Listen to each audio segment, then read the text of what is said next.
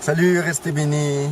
Bon, frères et sœurs, il est important de prendre quelques points et de les considérer comme quelque chose de primordial dans notre marche chrétienne.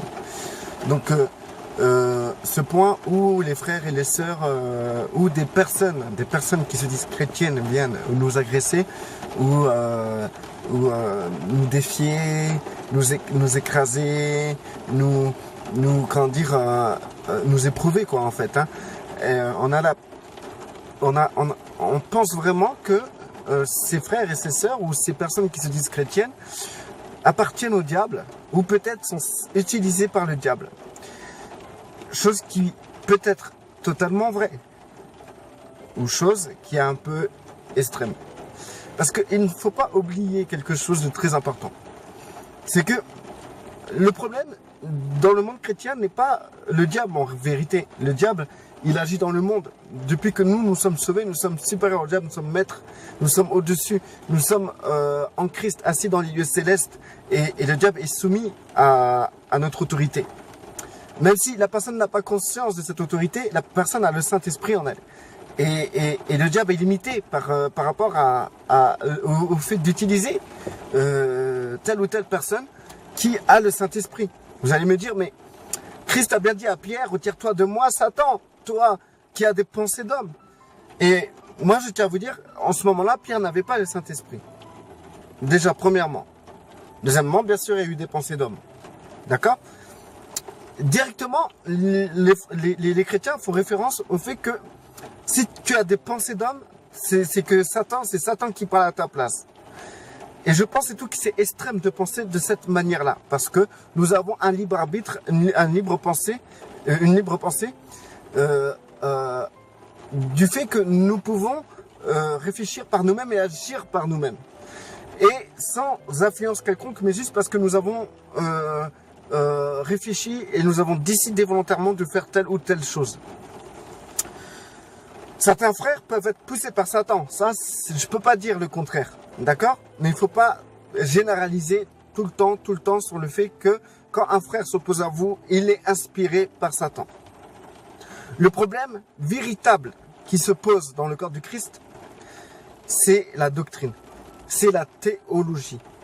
Le problème, c'est qu'il y a tellement de théologie, il y a tellement de personnes qui pensent à telle chose ou à telle chose, qui adhèrent à telle doctrine genre baptiste ou pentecôtiste ou évangélique. Des personnes qui veulent vraiment étudier tel côté de la Bible et d'autres tel côté de la Bible, qu'en fait on peut comprendre que par là les personnes sont, les gens ont tous des forteresses de pensée, des forteresses d'intelligence, des forteresses de raisonnement qui s'érigent par la connaissance quelconque, hein. Pas seulement la connaissance de la vérité ou de la Bible, mais par rapport à la connaissance théologique de telle pensée par rapport au livre qui est la Bible. Donc du coup, quand des chrétiens se rencontrent, par exemple, on va prendre un exemple, 3 chrétiens se rencontrent, les 3 chrétiens-là ont chacun leur théologie, ont chacun leur adhérence à telle ou telle doctrine, ou telle dénomination chrétienne. En plus de cela, chacun a son parcours et sa compréhension de la Bible selon le parcours dont il a vécu quoi. Du coup,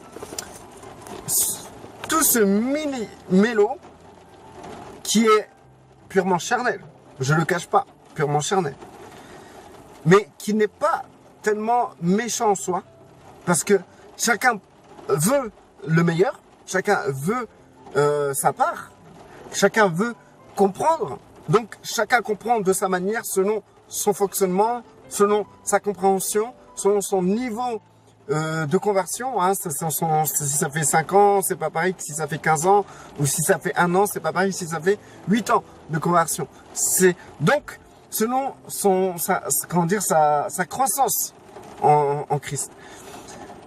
Chacun dans son bon sens, dans son bon vouloir, eh ben, chacun va complètement chercher son point de vue.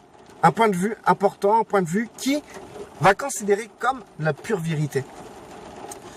De ce fait, eh ben, lorsque la personne qui aura, par son identité chrétienne, dans sa marche, dans sa recherche, dans sa croissance, dans sa compréhension, va rencontrer un autre chrétien pareil, qui a sa compréhension, son niveau, sa croissance, son identité en Christ, et ben en fait, ils vont se confronter. Ils vont se confronter pour la simple raison qu'en réalité, ils vont pas comprendre ce que l'autre veut dire. Ils vont pas adhérer à ce que l'autre veut dire parce qu'ils ont déjà considéré que leur manière de voir et de penser est la bonne. Et du coup, ça va créer une confrontation. Et cette confrontation, on va le mettre sur le dos de Satan. On va dire c'est Satan qui divise, c'est Satan qui manipule l'autre personne, qui va parler à la place de l'autre personne, qui va inspirer l'autre personne à nous contredire quoi en fait. Et du coup, ça fait que on va considérer l'autre comme possédé ou démonisé ou sous l'influence quelconque d'une principauté. Mais qu'en réalité, c'est que l'intelligence de la personne qui a un problème. Ou l'intelligence et le raisonnement de la personne ne vous convient pas ou est opposé à la vôtre. Satan a un rôle important. Bien sûr, il est là, il a inspiré. D'ailleurs, les mauvaises doctrines que chacun et chacune utilise pour sa compréhension, son évolution, sa croissance en Christ. Parce que le baptiste va croître en tant que dans cette théologie baptiste et va repousser la théologie pentecôtiste. Qu'en réalité, la théologie pentecôtiste peut être bonne. Ou le pentecôtiste va rejeter la théologie baptiste en sachant que la théologie baptiste peut être bonne. Donc du coup, à l'origine, si les deux s'opposent, c'est qu'il y a un problème. C'est que par là, il y a quelque chose qui n'est pas stable, qui ne vient pas de Dieu.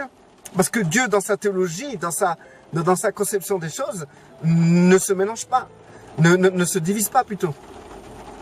Donc du coup, si par exemple un témoin de Jéhovah est contre un catholique est contre un protestant est contre un évangélique est contre un baptiste est contre, etc. Et ben alors dans ces cas-là, on peut comprendre que c'est toutes des forteresses de pensée qui nous éloignent en réalité de la vérité ultime et unique et universelle qui est celle du Christ.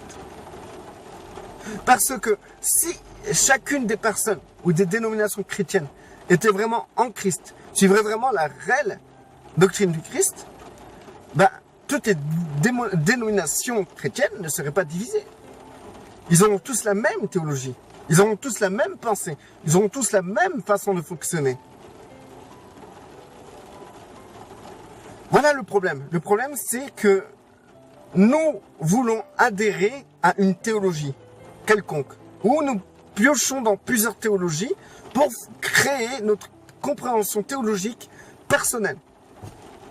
Il est normal qu'avec toute cette confusion, quand nous voyons un autre frère ou une autre sœur prêcher ou parler du Christ, nous sommes là, méfiants, doutants et en plus contredisant cette personne. Si toi t'es pentecôtiste, tu vas faire, par exemple, vous allez manger ensemble. Tu vas manger avec un baptiste, par exemple. Et un témoin de Jéhovah. Tous les trois, vous allez manger ensemble. Tous les trois, vous allez vous confronter. Parce que tous les trois, vous avez une forteresse de pensée théologique qui s'oppose les unes des autres. Donc, il n'y aura aucune communion intellectuelle. Donc aucune volonté de s'associer. Donc, s'il n'y a aucune volonté de s'associer, il y a division. Et si nous sommes là, si les trois ils sont là en train de s'opposer, l'autre va dire c'est Satan qui l'inspire. L'autre va dire non, c'est lui, c'est Satan, il inspire lui. Non, Satan, il inspire l'autre. Et chacun va s'accuser que Satan inspire l'un ou l'autre. Qu'en réalité, c'est juste des pensées, c'est juste une manière de de réfléchir, une manière d'adhérer, d'accepter certains points, certaines théologies qui fait que nous soyons divisés. Et non parce que Satan est là en train de nous envoyer des flèches pour que je m'oppose à vous. Si vous vous opposez à moi, c'est que vous ne pensez pas comme moi. Si vous ne pensez pas comme moi, c'est que vous avez une autre théologie. Tout simplement.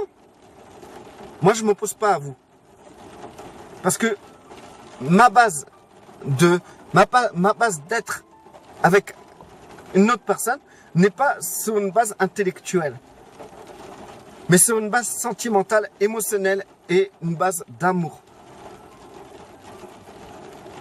Une base où je rentre dans la miséricorde, où je suis dans la compassion. C'est pour ça que je m'entends avec tous ceux qui viennent vers moi.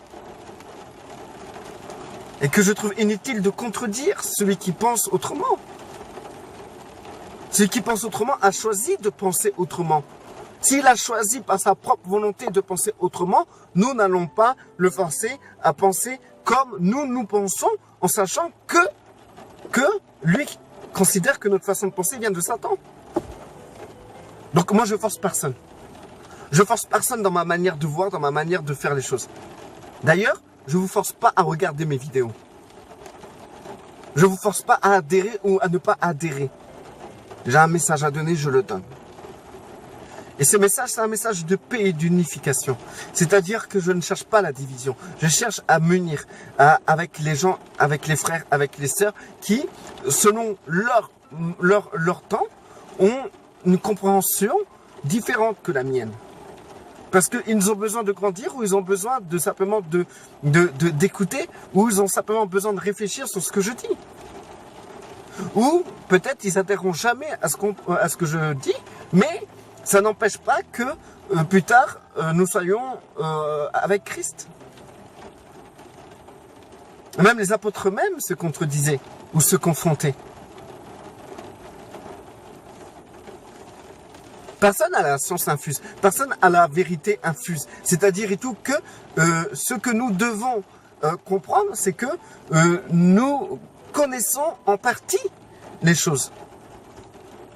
Et chacun d'entre nous, nous connaissons en partie les choses. C'est pas parce que moi je connais en partie quelque chose et que l'autre partie que je ne connais pas, toi tu la connais, ça veut pas dire que tu as tort ou moi j'ai tort. Je peux pas t'accuser de connaître l'autre partie que moi je ne connais pas. Et d'ailleurs je ne m'aventure pas au fait à contredire quelqu'un sur un point où je ne comprends pas encore la chose. Par exemple,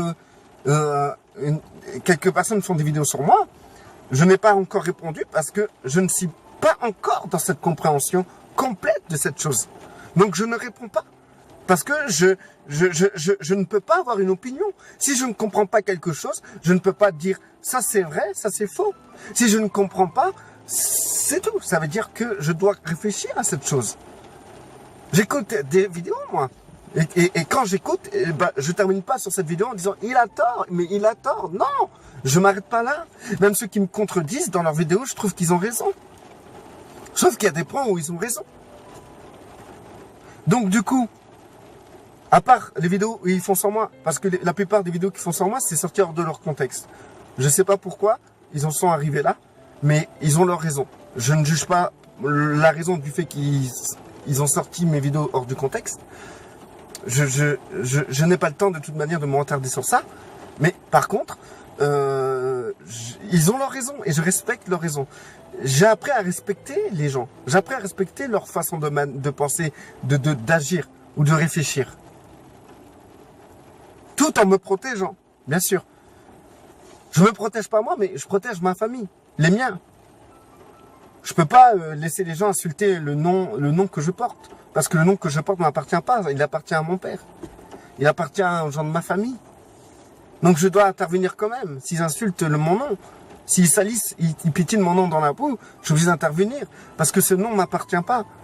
Et donc j'expose mon nom, mais il faut quand même que les gens qui viennent utiliser mon nom en disant n'importe quoi, eh ben, il faut que quand même j'intervienne. Pour dire que non, cette personne-là, elle est à côté et c'est pas vrai. C'est pas possible. Ce qu'elle dit, c'est pas vrai. C'est pas vrai. Voilà, tout simplement. Nous devons avoir cette largesse d'esprit de prendre notre temps envers l'autre pour avant de l'accuser. N'écoutez pas une vidéo pour répondre, écoutez une vidéo pour comprendre.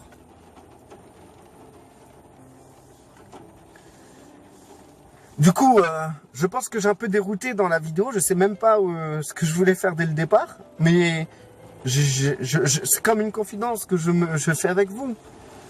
Je souhaite vraiment que vous puissiez être propre comme ça envers les gens. Vraiment, vraiment, être doux et propre, miséricordieux. Que vous preniez votre temps à écouter et à ne pas accuser. Que vous puissiez comprendre ce que la personne veut dire et non détourner ce que la personne veut dire selon votre compréhension. Parce que lorsque les gens m'écoutent, ils m'écoutent avec leur théologie en tête. Ils ont un filtre de théologie. Donc, quand moi je parle, ça passe pas, c'est normal. Parce que ce que je dis, ça n'a rien à voir avec leur théologie qu'ils ont tant étudié, qu'ils ont tant développé. Moi, je n'ai pas de théologie en soi. Moi, je parle avec mon cœur, je suis naturel.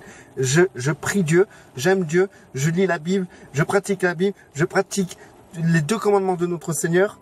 C'est tout. Et je vis comme ça. Restez bénis.